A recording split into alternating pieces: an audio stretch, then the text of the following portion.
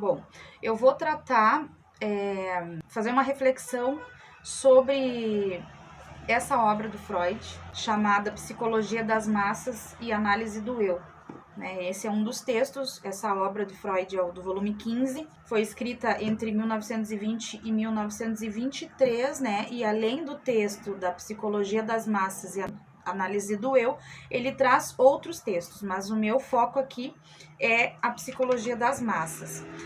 O Freud ele faz um estudo sobre o comportamento coletivo e como funciona a formação do indivíduo dentro de um grupo social.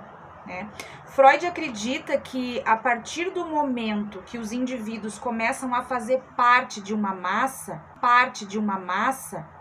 eles acabam perdendo a sua identidade e também parte da sua autonomia psíquica, passando a agir de maneira irracional e emocional. Freud revela nessa obra que os comportamentos, os processos psíquicos, individuais, eles são fundamentais para entender o comportamento coletivo. Essa análise aqui do Freud é muito importante porque ela ajuda a explicar fenômenos como o fanatismo político, a histeria coletiva, a influência dos líderes carismáticos, por exemplo, E eu, a partir dessa leitura, consegui entender um pouco como funciona o comportamento dos bajuladores.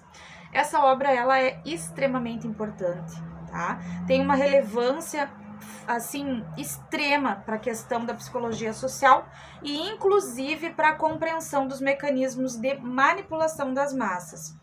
Aqui eu quero citar um trecho que eu achei muito interessante, onde Freud diz o seguinte: no tocante à realização intelectual, continua verdadeiro que as grandes decisões do trabalho do pensamento, as descobertas e soluções de enorme consequência são possíveis apenas para o indivíduo que trabalha na solidão.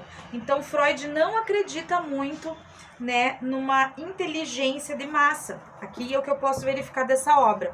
Dentro das principais ideias que são abordadas nesse livro, o Freud ele identifica assim que o indivíduo ele consegue ser manipulado dentro de uma massa porque ele acaba desenvolvendo um laço emocional com o líder, ou com uma causa que esse grupo defende, o que resulta na perda da individualidade desse indivíduo, porque ele passa a ter uma formação coletiva, Então ele começa a pensar como aquele grupo.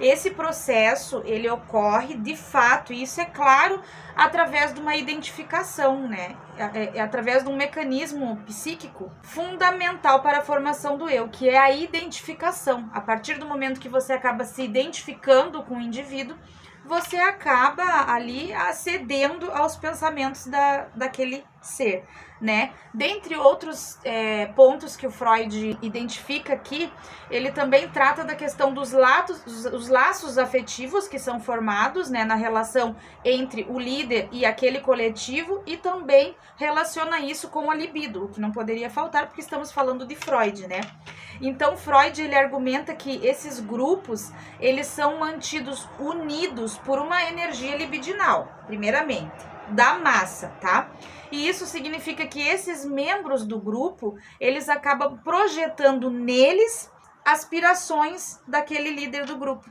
E aí eles começam começam a ser subordinados e dependentes daquele ser, que eles idolatram, digamos assim, não é bem a palavra, mas é mais ou menos isso.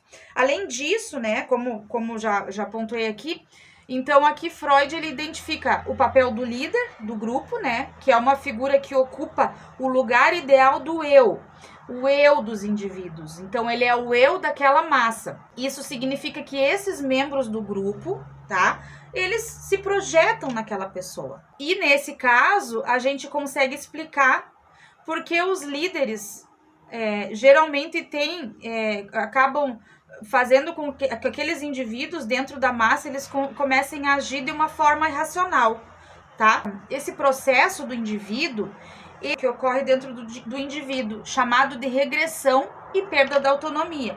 Então, quando esse indivíduo entra nessa massa, ele regride a um estado psíquico primitivo, onde vai imperar apenas as emoções intensas e de impulsividade. A racionalidade do ser ela é reduzida e o comportamento desse ser ele acaba sendo guiado por instintos básicos. Esses instintos, eles podem ser o medo, podem ser o desejo de pertencimento ou até o medo de não pertencer, né? Como funciona o processo dentro dessa massa entre o líder e aqueles indivíduos?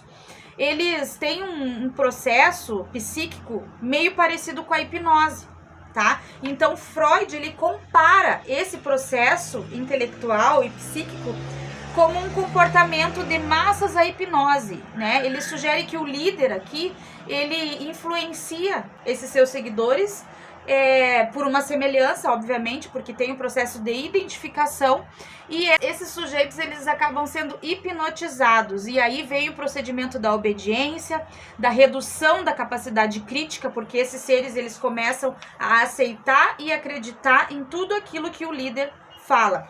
Então, esse livro aqui é um livro espetacular, com ele a gente consegue entender muita coisa e eu indico a todos. Freud é atemporal, né? E eu amo.